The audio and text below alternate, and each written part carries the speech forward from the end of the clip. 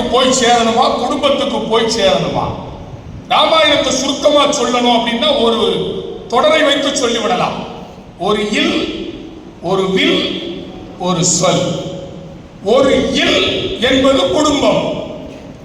இந்த பிறவியில இன்னொரு மாதரை என் சிந்தையாலும் தொடேன் என்று ராமன் சொன்னது ஒரு இல், ஒரு செய்தி. ஒரு வில், ஒரு சொல், இரண்டும் சமூகம். அந்த தொடரிலேயே ஒரு விழுக்காடுதான் அங்கே குடும்பத்திற்கு இருக்கிறது. ஒரு இல் என்பது குடும்பம். வாசு சசிகுமார் அவர்களே, ஒரு சொல்லும் ஒரு வில்லும் சமூகம். ராவணனிடம் அறிவுரை சொல்லுகிறார். ராவணனிடம் அறிவுரை சொல்லுகிற போது அந்த வில்லின் ஆற்றல், சொல்லின் ஆற்றல் என்பதற்கு எடுத்துக்காட்டு சொன்னாலே போதும் நீதிபதி அவர்களே. தாடகையை வதம் செய்ய வேண்டுமா வேண்டாமா? ஒரு பெண்ணுக்கு எதிராக முதல் போரிலேயே ஒரு பெண்ணை வதம் செய்ய வேண்டுமா? அது வில்லுக்கு அழகாகுமா? இது சமூகத்திற்கு சொன்ன செய்தி. மங்கையராய் பிறப்பதற்கே நல்ல மாதவம் செய்திடல் வேண்டும் அம்மா. தாடகை வதம் செய்கிற போது யோசிக்கின்றான் ராமன்.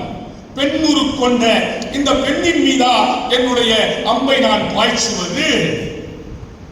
அப்போது விசுவாமித்திரர் சொல்லுகிறார், உருவத்தை பார்த்து நீ கணக்கு போடாதே, அவள் அரக்க குணம் சார்ந்தவள், அவளிடம் நீ அம்பை பிரயோகிக்கலாம், அவளை நீ அழிக்கலாம் என்று குரு சொன்னத ராமன் கேட்டான்.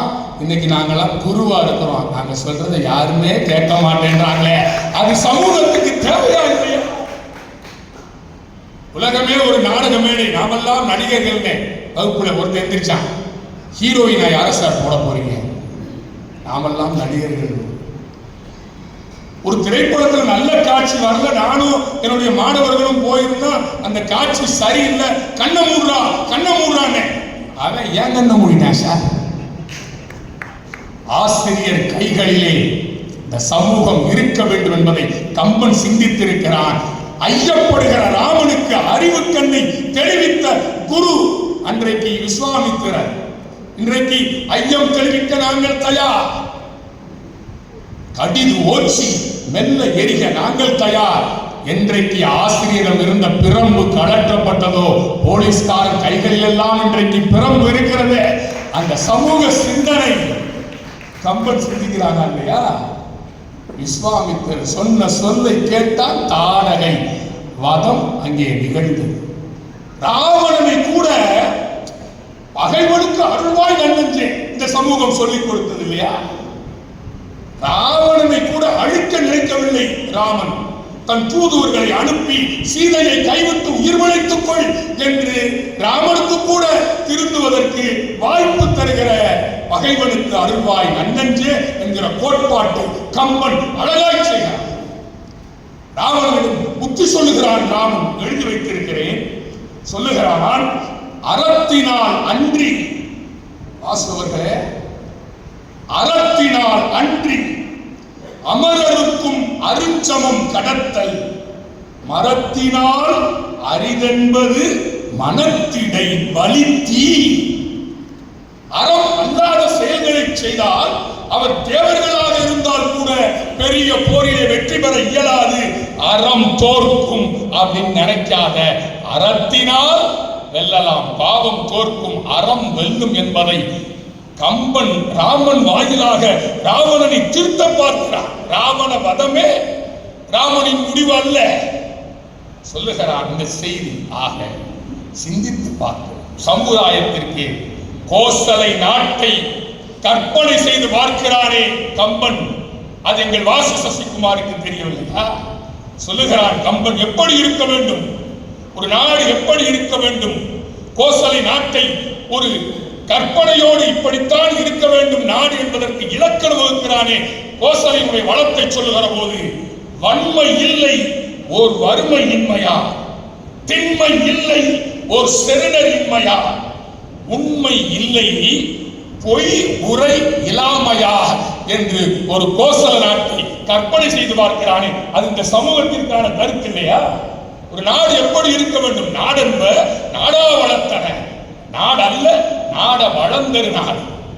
அவர் சொன்னார் விஸ்வாமித்திரர் பத்தி, ஐயா முடிசூட்டும் போது வசிஷ்டர் 15 பாடல்களிலே பேசலாம். கம்பன் ராமனுக்கு அறிவுரை சொல்லுகிற போது, ராமனுக்கு முடிசூட்டு விழா ஏற்பாடு செய்கிற போது, வசிஷ்டன் அறிவுரை சொல்லுகிற போது 15 பாடல்களிலே எப்படி இருக்க வேண்டும் என்று அறிவுரை சொல்லுகிறான் என்று சொன்னால், அறம் தர்மம் இன்றைக்கு தேவை என்பதை சொல்லி காட்டுகிறார்.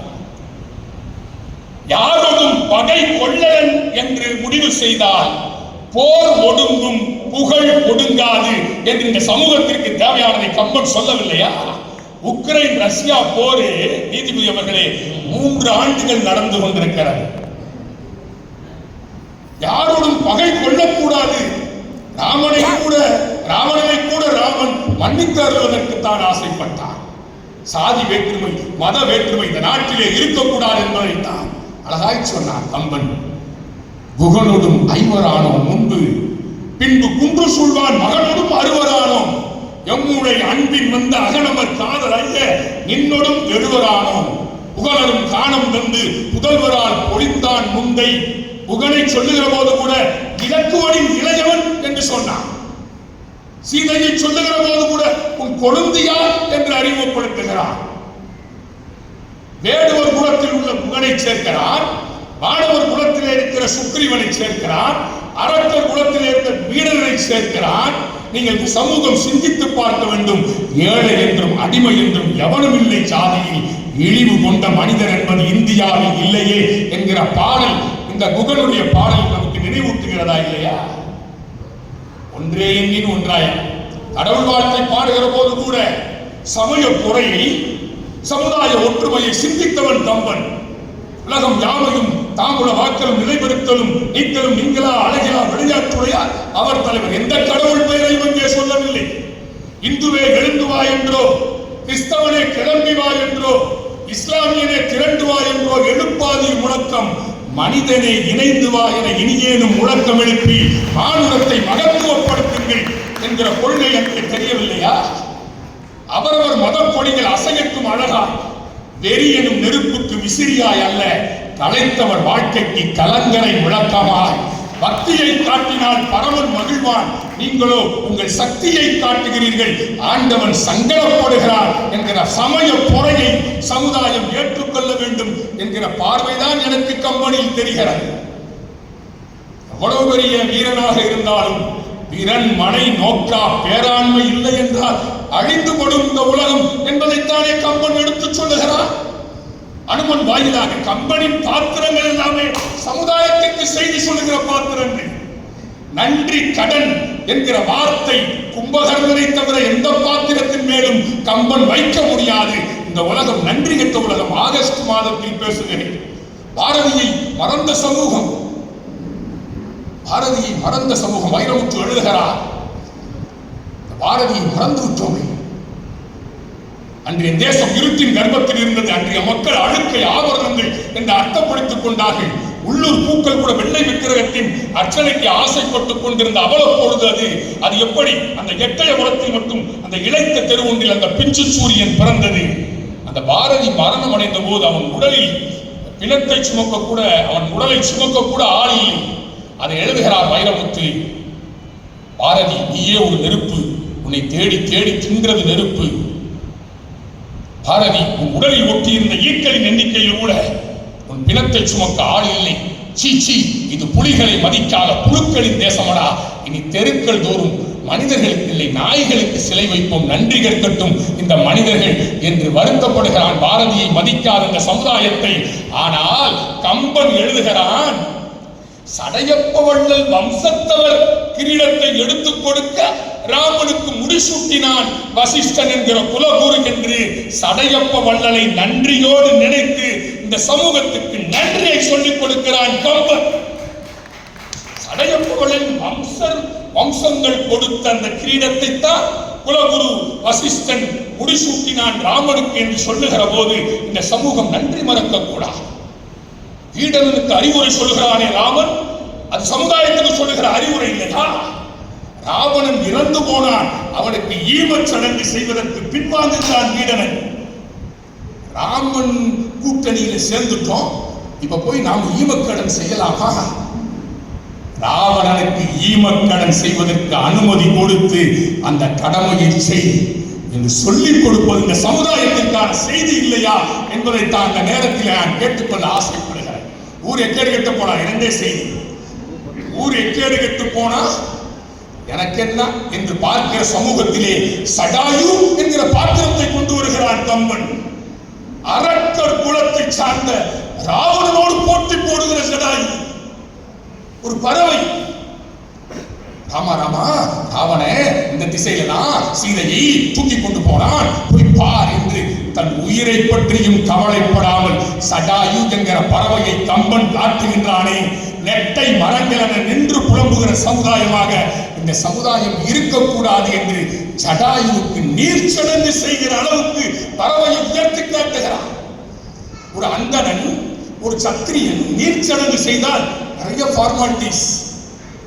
ஆனாலும் கூட இந்த ஜடாயுடைய தியாகத்தை பார்த்து சித்தப்பா என்ற உறவு கொண்டாடி நீர்ச்சடங்கு செய்கிறானே. உன் கண்ணுக்கு எதிரே அதர்மம் நடக்கிற போது நீ கேள்வி கேள் என்று சொல்லுகிற இந்த சமுதாய கருத்தாக அதை நீங்கள் பார்க்கவில்லையா? ஆகவே எங்கு தோன்றினாலும் தோண்ட தோண்ட கிடைக்கிற சொல் தங்கத்தை போல வைரத்தை போல அல்ல அல்ல. குடும்பத்தை பத்தி சொல்லாதீங்க, நான் கொஞ்சம் மாறுபடுகிறேன். வாசு சசிகுமார் கருத்தில் இருந்து விஸ்வாமித்திரர் என்ன கேட்டாரு? தசரதனை பார்த்து ராமன் அனுப்புன்னு சொன்னாரா? சொல்லல. தந்தைக்குரிய இடத்தை நழுவி விட்ட பாத்திரம் தசரதன். என்ன கேட்டான் விஸ்வாமித்திரன்? நான் எழுதி வைத்திருக்கிறேன். நின் சிறுவர் நால்வரினும் கரிய செம்மல் ஒருவனை தந்துடுதி என்றுதானே கூறினான் விஸ்வாமித்திரன். பரதனும் கரிய செம்மல் தான்.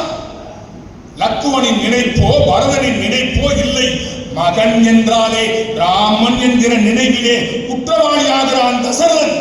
4 பிள்ளைகளுக்குள்ளே ஒரு கண்ணில் வெண்ணெய், ஒரு கண்ணில் சுண்ணாம்பு. அப்படிப்பட்ட குடும்பத்தை இங்கே காட்டாதீர்கள் வாசு சசிகுமார் அவர்களே. நான் பேசுவதற்கு நேரம் போதாது. விதியை எண்ணி விழுந்து கிடக்கும் வீரர் எல்லாம் மாறணும். வேலை செஞ்சா உயர்வோம் என்ற விவரம் மண்டையில் ஏறணுமா? பாட்டு வண்டி போகாத ஊருக்கெல்லாம் தன் பாட்டு வண்டி அனுப்பினானே பட்டுக்கோட்டை என்கிற பாட்டுக்கோட்டை. அதை இலக்குவன் வாயிலாக சொன்னான். இலக்குவன் வாயிலாக சொன்னான். கடைசி செய்தி சொல்லுகிறான். உழைக்களத்திலே கிளம்புகிற நெருப்பு போல எனக்கு கோபம் வருகிறது அண்ணா. உதிக்கும் உலகில் உரு தீ என ஊதை பொங்க, கடுஞ்சினம் பொங்க. உதிக்கும் உலகில் உரு தீ என ஊதை பொங்க கொதிக்கும் மனம். இலக்குவன் பேசுகிறான். எங்கனம் மாற்றுவன் கோள் இழைத்தால் மதிக்கும் மதியாய் முதல் வானவர்க்கும் வலியுகிறான். விதிக்கும் விதி ஆகும் என் வில் தொழில் காண்டி. ராமா, விதியை வெல்ல முடியாது என்றா பேசுகிறார்?